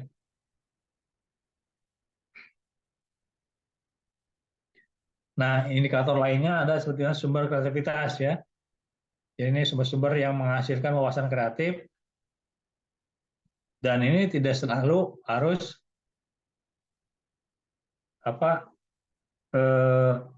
taat pada norma-norma yang ada gitu ya. Bahkan kreativitas itu kata Ahmad Fahra ini justru dia seringkali harus menyebal ya, harus menentang bahkan berlawanan dengan norma-norma yang ada gitu kan. Nah, seperti tadi kan Iqbal menyebut kubah itu bukan ciri tunggal dari masjid gitu ya. Nah, karena kreativitas itu bagaimana menghasilkan tadi ya konsep yang menyebal, yang berbeda, berlawanan dengan persepsi masyarakat, tetapi pada akhirnya juga harus diterima oleh masyarakat, kan itu problemnya gitu ya. Nah, karena itu saya kira tidak mudah ya untuk menjadi kreatif itu kan, karena kreativitas itu tidak, karena kita itu sebagai arsitek kan berkaitan dengan seni terapan, seni fungsional gitu yang digunakan oleh orang lain dan yang beda-beda dengan seni rupa gitu yang tergantung pada kreativitas individu pelukis. Nah, kita sebagai arsitek kan tidak bisa, bukan sesuatu yang orang yang independen gitu ya. Kita adalah orang yang harus berkolaborasi dengan klien, bahkan ya bernegosiasi dengan klien, sehingga ide-ide kita yang seringkali menyebal ya umum itu juga harus diterima oleh klien itu kan. Ya.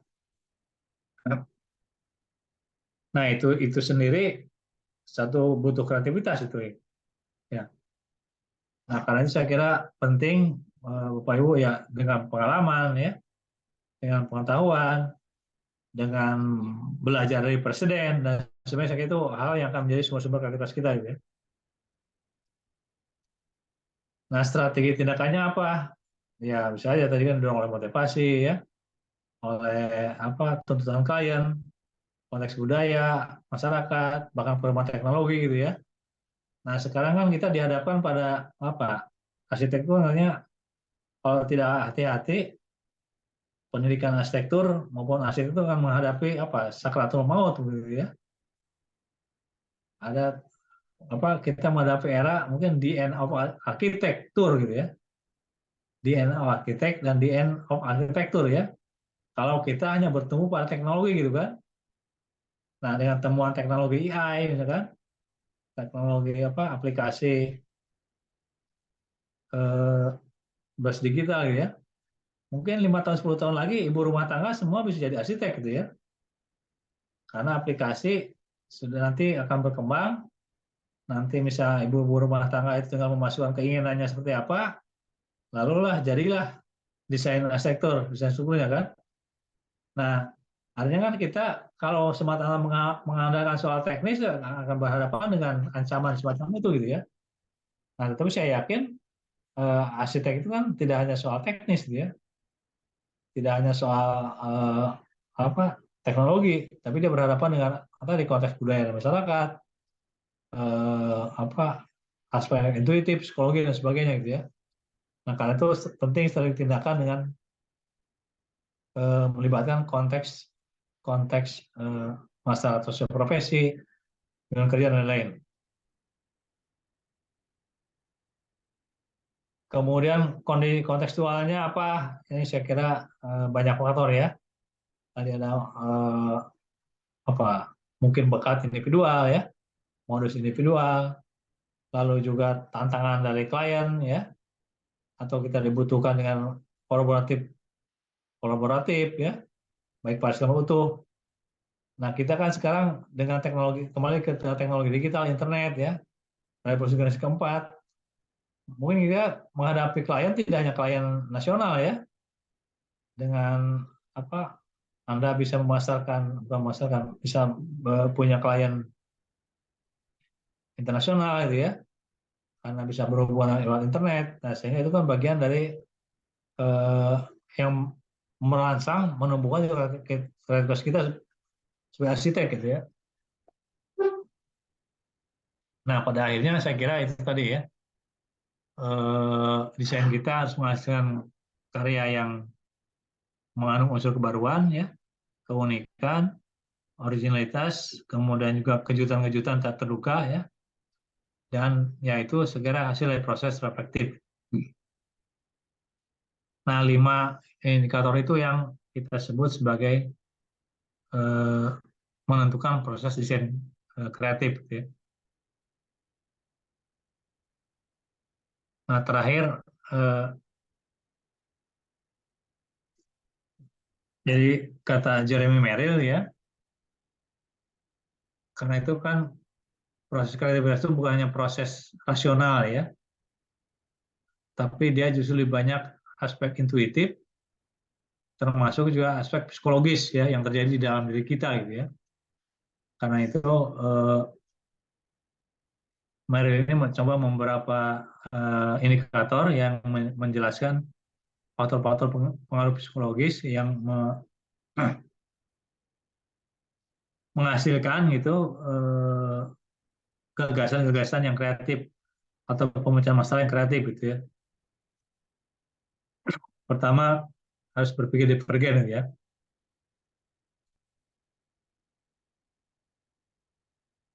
So, divergen tapi juga sekaligus konvergen ya.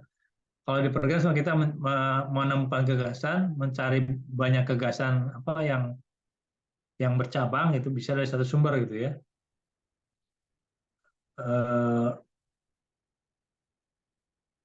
Apa ide-ide itu kita harus olah ya. Bisa aja hanya bersumber dari satu sumber kreativitas ya. Atau sebaliknya ide kita juga dari banyak sumber-sumber ya atau konvergen kan. berpikir konvergen gitu. Nah, sumbernya yang tadi kan, yang sudah disebutkan gitu ya, bisa dari ya klien sendiri, meskipun dia tadi kan seperti Pak Fajar, bahkan klien itu memberikan tantangan ya, karena dia tidak memberikan batasan kan. Sebaliknya ada juga klien yang memberikan batasan, tapi dua-duanya ini kan sumber-sumber yang harus diolah menghasilkan kreativitas ya.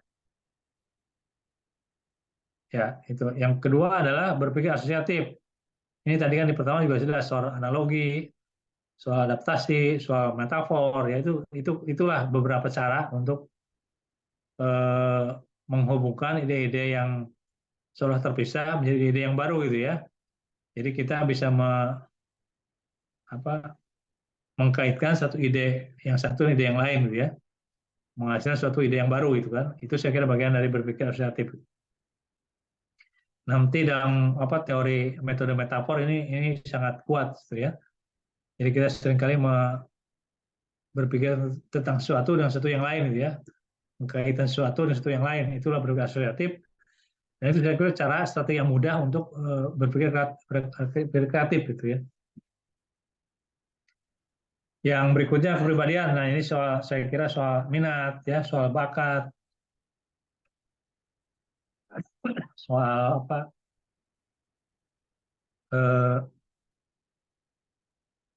ya tipe-tipe kepribadian tertentu yang bisa lebih kreatif ya. Ada tipe yang nyeniman kan, saya kira seperti itu. Saya kira itu juga penting, dan itu saya kira bisa dibentuk gitu ya, dengan bacaan, dengan tadi presiden, dengan keingintahuan ya, dengan soal penjawab secara kritis, bertanya secara kritis dan sebagainya. Yang berikutnya juga penting, ini soal kayaknya kegiatan kreatif masa lalu. Nah, ini mungkin saya kira berpengaruh gitu ya. Banyak pendidikan pada anak-anak, pada masa anak-anak, pendidikan waktu melaksanakan tugas-tugas kuliah dan sebagainya, itu saya kira bagian dari proses bagaimana kita menjadi orang yang kreatif gitu ya. Termasuk sikap ya, soal disiplin, soal fokus ya, soal ya tadi keingintahuan ya dan sebagainya. Saya itu penting dalam mencari proses kreativitas.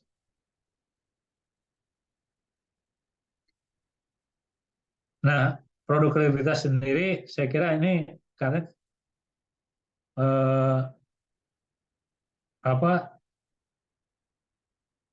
dia lebih berorientasi pada tujuan gitu ya. Proses kreatif itu kan seringkali, kalau metode rasional itu kan bersifat glass box gitu ya. Tapi kalau kreativitas itu seringkali bersifat black box gitu ya. Yang penting tuh bukan caranya gitu ya, tapi tujuan akhirnya kreatif, produknya kreativitas gitu ya, kreatif produknya gitu ya. Bagaimana caranya ya bahkan tidak harus diketahui oleh orang lain itu kan. Ya karena itu produk kreatif design itu biasanya berkaitan dengan suatu yang cara-cara yang berbeda ya, yang dengan cara yang biasa itu kan. Nah, bakat tadi sudah disinggung, saya kira ini meskipun saya tidak seperti kata Einstein kan, bakat itu kan 1% gitu ya, selebihnya adalah kerja keras gitu kan. Nah, Bapak sekalian sebagai arsitek tentu kalau kita merasa kurang berbakat, ya kita lebih banyak belajar ya, melihat contoh, melihat presiden dan sebagainya.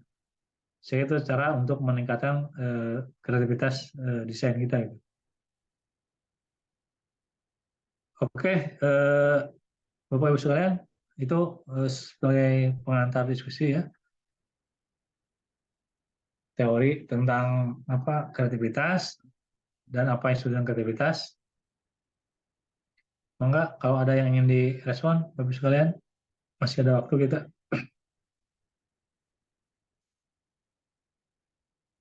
Ini kan proses yang secara tidak sadar Bapak Ibu sudah lakukan gitu ya, ketika mendesain ya.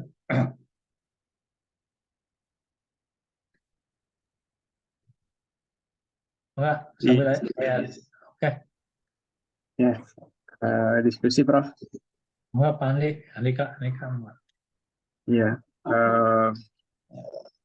Tadi kan kalau menurut salah satu pendapat kan memang ada di situ didefinisikan kreativitas itu tentang problem solving dan boundaries konteks ya, artinya bagaimana kita menyikapi batasan-batasan gitu. Cuma kalau di masyarakat secara umum kan kadang satu solusi yang simpel terhadap batasan ataupun masalah, bagaimana kita mengenali masalah itu sebenarnya sudah cukup, tidak membutuhkan sesuatu yang katakanlah neko-neko begitu. Yang penting kebutuhannya terpenuhi, sudah selesai gitu. Kadang kan saya sih melihat ya kecenderungannya kita sebagai arsitek ini selalu mencari-cari sesuatu yang baru, walaupun tadi Prof bilang ya apa sih yang baru di dunia ini gitu kan, semuanya sudah ada begitu. Sepertinya kita jadi terjebak pada, ataupun banyak dari kita terjebak pada bersolek begitu Prof. Mohon maaf kalau istilahnya gitu ya. Bersolek dalam arti kita jadinya mengada-ada untuk mencari sesuatu yang baru begitu.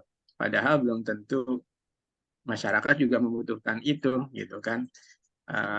Contohnya saya kira banyak ya yang karya-karya yang untuk masyarakat itu dinilai sebagai satu hal yang kontroversi mungkin gitu, atau tidak cocok di dalam konteks kemasyarakatan mereka, baik yang ada di barat ataupun di negeri kita sendiri gitu. Nah, kayaknya pertanyaannya adalah kalau buat, atau bukan pertanyaan sih, tapi saya lebih kalau buat saya sebenarnya lebih cocok bahwa yang paling kalau buat saya yang paling cocok adalah bagaimana kita sebenarnya sebagai arsitek itu melihat sebuah problem gitu, ataupun banyaknya problem yang ada di dalam konteks desain yang akan kita hadapi. Nah, justru di kedalaman kita dalam melihat, ataupun kejelian kita dalam melihat problem yang ada di dalam satu konteks desain itu yang akan kita desain gitu ya, itu yang membuat kita jadi berbeda di dalam penyelesaian permasalahan gitu. Ada seseorang yang mungkin melihat itu secara dangkal karena pengalamannya juga belum banyak, tapi ada yang bisa melihatnya secara jauh lebih mendalam sehingga dia memberikan respon solusi yang juga menjadi berbeda gitu. Nah, kira-kira ini kalau saya katakanlah sebagai sebuah diskusi gitu, Prof, seberapa cukup adalah cukup gitu dalam kreativitas nih gitu. Mungkin gitu, Prof. Ya, betul. Saya kira Pak Andika, jadi kreativitas itu kan bukan mengada-ada gitu ya, bukan mengada-ada, mencari-cari gitu sesuatu yang hanya sekedar asal baru gitu ya, sekedar asal berbeda gitu kan. Kan sekali lagi kan berbeda dengan seni rupa gitu ya.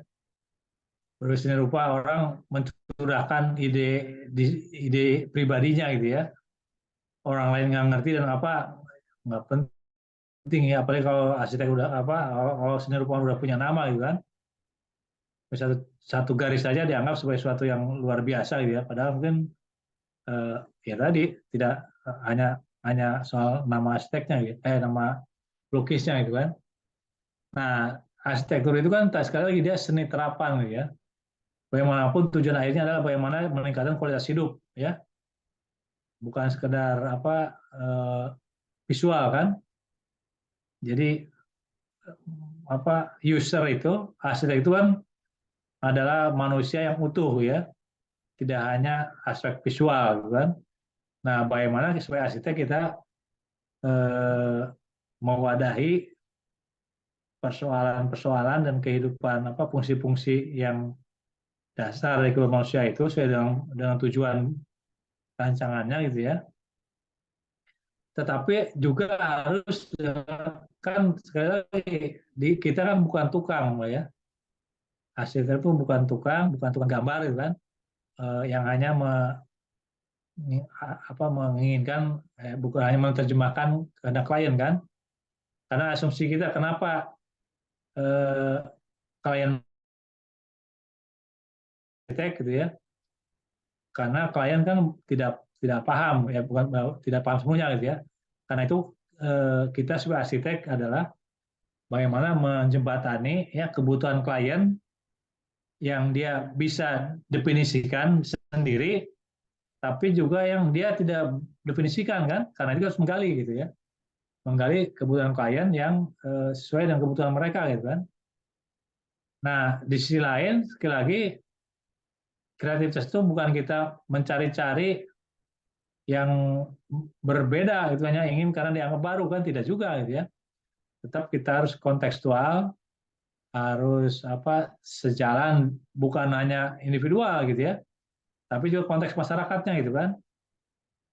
Misalnya apa? Saya kira karya-karya Jahadi itu ya, karya Jahadi yang tadi ide kontemporer itu kan belum tentu juga dia diterima di Indonesia misalkan. Ya, nah dia diterima gitu dengan gaya kontemporer, gaya yang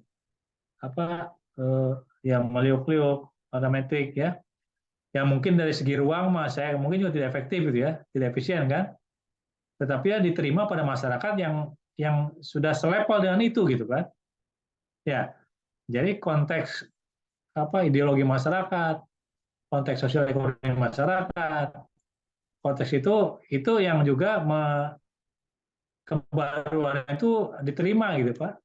Ya, jadi bukan sekedar berbeda eh, bukan sekedar baru dan mengada-ada gitu ya. Bahkan pun yang tidak mengada-ngada pun itu kan seringkali juga bisa ditolak gitu ya, ketika berhadapan persepsi masyarakat yang berbeda kan. Misalnya kasus masjid yang Ridwan Kamil di kilometer berapa tuh yang dianggap tuh, ada ustadz yang menganggapnya iluminasi ya, Iluminasi, Prof. iluminasi menggambarkan apa ya,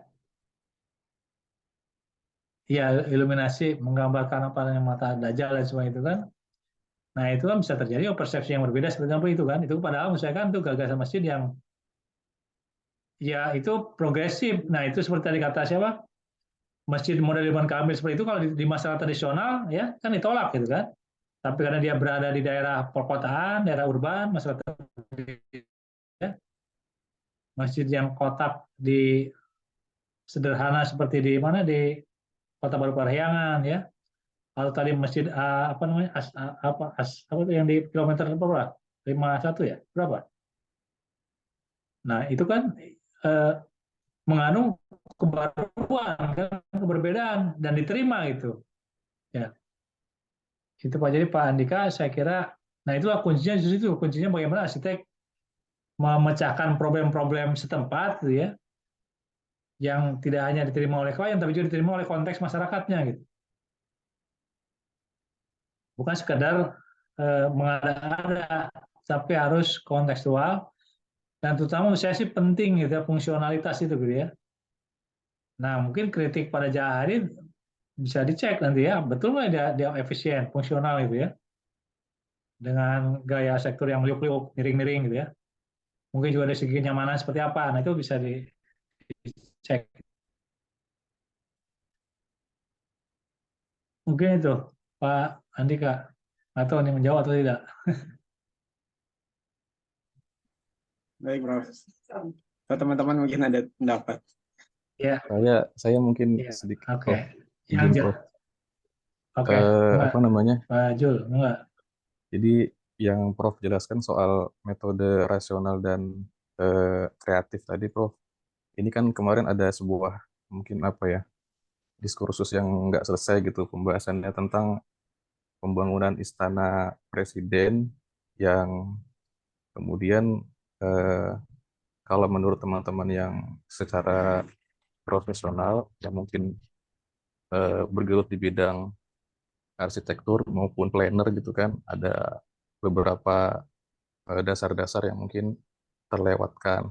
Nah, kalau yang dijelaskan Prof tadi kan soal bagaimana metode yang rasional itu ada proses-proses analisis gitu kan. Ya. Kemudian ada sintesa yang muncul untuk menggabungkan gagasan konsepnya. Nah, eh, waktu melihat ke belakang sedikit, waktu ada sayembara gagasan IKN itu, yang di Kaltim itu kan sebetulnya urban design development-nya sudah sangat baik gitu, mengusung tema eh, arsitektur kota yang konsepnya memang merespon terhadap iklim, kemudian apa ya istilahnya biomimikri arsitektur gitu kan, yang betul-betul merespon terhadap alam gitu kan. Artinya kan kalau secara programming gitu kan, kalau yang dijelaskan Prof tadi, secara rasional harusnya tema ini terus menerus gitu kan di apa ya, secara kontinu, secara konsisten ini harus diterapkan gitu kan di semua konsep.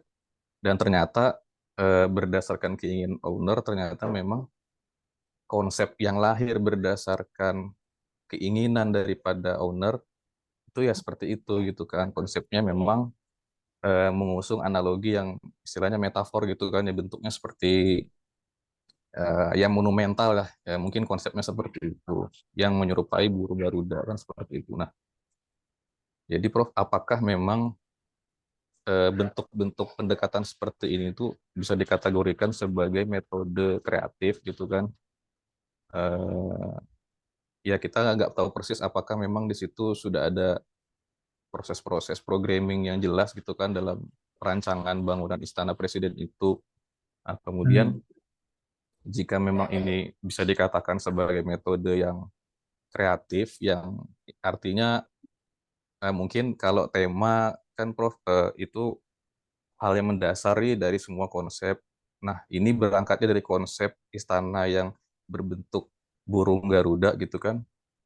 Apakah ini kalau misalnya kita gali lagi temanya kan yang jelas adalah eh, forest city gitu kan, kota biomimikri gitu kan, arsitektur biomimikri yang benar-benar mengusung tema kota yang responnya terhadap apa namanya tropis gitu kan. Kalau ditarik lagi ternyata memang istana yang bentuknya monumental banget nih ceritanya gitu kan. Kalau di beberapa informasi dari rilisnya istana misalnya gitu kan, oh ini kan menggambarkan tema yang lebih luas gitu, tema tentang bagaimana Nusantara gitu kan, tema tentang kebinekaan dan segala macam gitu. Nah, apakah memang ini bentuk dari sebuah metode yang kreatif gitu kan, Prof? Kemudian baik metode yang kita lakukan secara rasional tadi berdasarkan analisis yang benar-benar kita programming gitu kan, sama dengan yang bentuk sintesa akhirnya langsung muncul gitu konsep seperti ini, pokoknya maunya seperti ini gitu. Apakah dua-duanya ini nanti eh, akan tervalidasi ketika memang sudah terbangun, sudah dirasakan langsung oleh masyarakat gitu, atau seperti apa ya, Prof? Mungkin itu pertanyaannya, Prof. Ya, terima kasih Pak Jul. Ini pertanyaan yang memang apa di mungkin kalangan arsitek juga ya. Jadi saya kira tadi ya kalau metode rasionalnya itu kan suatu metode yang tidak mungkin ditinggalkan, Pak ya. Jadi saya kira setiap arsitek akan memulai proses desain dengan melakukan metode rasional ya, yang sistematik dengan data-data yang lengkap ya, hasil survei yang lengkap, hasil survei yang tadi kan dari sejumlah masalah-masalah menjadi submasalah gitu ya. Jadi ketika terkait dengan tema apa tadi biomimikri, forestry ya, kemudian juga smart city dan sebagainya, itulah yang akan diikuti dalam proses desain gitu ya dan kota itu. Dan itu saya kira secara rasional, metode rasional itu digunakan, Pak ya. Oke. Nah, yang kedua seharusnya itu kan metode kreatif pun ya beranjak dari situ kan, beranjak dari apa ketika yang kota ingin dibangun kota ramah lingkungan, kota yang apa sensitif terhadap alam, sensitif terhadap iklim tropis, ya harusnya gitu ya metode kreatif yang digunakan dalam usaha bentuk ya, menggunakan metafor, menggunakan metodologi, menggunakan apa metode yang lain itu harusnya ya sejalan dengan itu gitu Pak, tidak keluar dari itu gitu ya. Nah memang saya kira kritik pada apa istana itu kan lebih ketimbang arsitektur kan dia lebih skulptur ya, karena memang perancangnya kan pematung ya, bukan arsitek kan Pak ya. Siapa namanya? Pak Nyoman Nuarta, Nuarta. iya. Nyoman Nuarta itu kan dikenal sebagai pematung kan, seniman pematung kan, ketimbang sebagai arsitek gitu ya. Nah itu saya sih melihat juga itu gitu, melihat bentukannya itu kan, dan kalau metafor tuh metafor yang naif gitu Pak. Jadi kalau dalam teori nanti kita jelaskan minggu depan ya soal metafor itu, metafor ada tiga metafor Pak ya. Nah yang paling dangkal itu yang naif, yang paling dangkal yang metafor tadi visual Pak ya. Burung Garuda lalu diterjemahkan menjadi bentuk burung Garuda, itu metafor yang naif kan Pak, yang dangkal, yang paling padahal metafor itu bisa macam-macam ya, metafor intelektual atau metafor puitik gitu ya, kan bisa yang ditangkapnya itu mungkin burung Garuda dari segi karakter gitu ya Pak ya, bukan hanya bentuk visualnya ya. Nah dengan bentuk visual itu kreatif, karena itu memang metafor Pak ya, metafor kreatif, tetapi metafor kreatif yang paling dangkal Pak, karena dia visual gitu, hanya fisik ya, bentuk burung Garuda jadi bentuk Garuda mesti stilasi kan. Nah apalagi ketika stilasinya itu dianggap justru tidak merujuk pada masa depan gitu ya, sebagai kota kota tadi smart city dan sebagainya gitu, tapi nampaknya lebih merujuk ke masa lalu gitu kan, kemegahan masa lalu gitu. Nah itu kritik itu saya kira juga berkembang itu gitu ya di dalam desain. Ya saya kira itu kritik yang wajar saja apa itu ya, yang perdebatan yang yang terjadi ya, karena tadi arsitek itu bukan orang yang independen yang bisa merancang seenak dia seperti pelukis ya, dia harus negosiasi kan. Nah negosiasi yang diterima oleh yang mudah diterima gitu ya di kalangan pemerintah, di kalangan itu yang metafor yang tadi yang visual kan, yang itu kan lebih mudah dibaca kan ya. Berbeda kalau misalnya menggunakan metafor intelektual atau metafor puitik gitu ya. Kan bisa aja misalnya bagaimana dari Bhinneka Tunggal Ika kan, Nusantara kan Bhinneka Tunggal Ika kan, ya kredo tema dari Nusantara harusnya Bhinneka Tunggal Ika kan, keragaman dalam kesatuan kan. Nah itu kan tidak harus dalam bentuk visual yang tadi yang raksasa, yang dangkal, yang lain, bisa juga dalam bentuk yang lain gitu ya. Nah tetapi kan itu memang tergantung juga pada soal klien ingin yang monumental gitu ya, lalu bahkan sehingga disebut megalomania gitu ya, mencerminkan kebesaran, keagungan, legasi yang ditinggalkan. Nah itu yang seperti itu Pak. Dan itu mengundang perdebatan, itu harusnya justru disitulah kunci asnya itu justru menurut saya salah satu kurangnya wacana diskurs dibandingkan seni rupa ya, dibandingkan musik gitu kan, diskurs aset itu kan jarang gitu ya.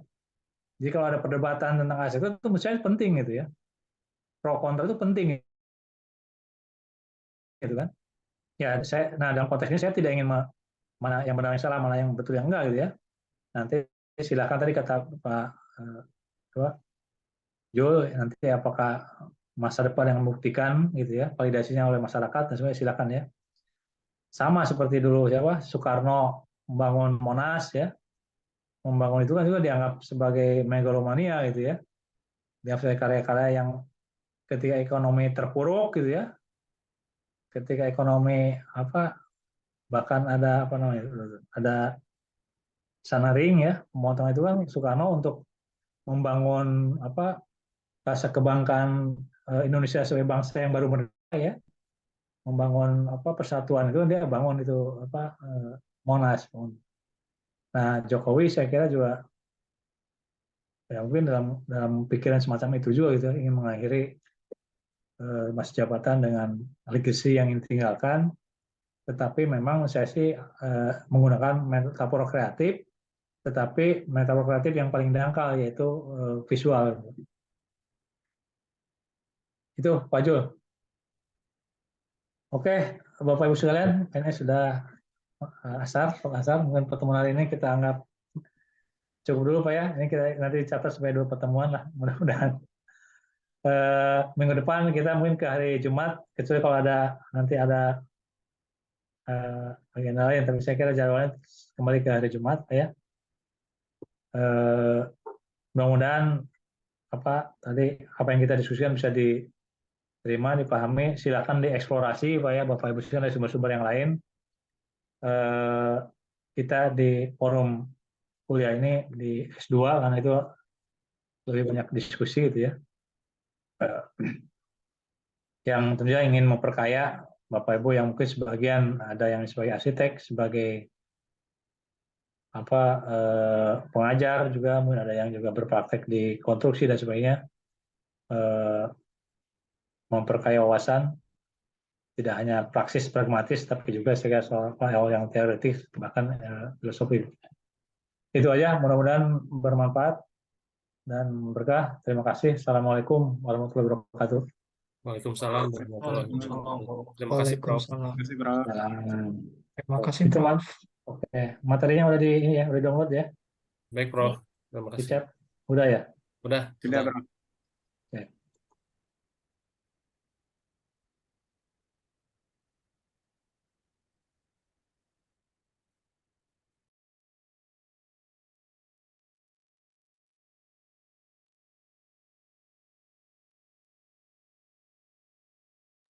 Hanya kakak singkat kali ya.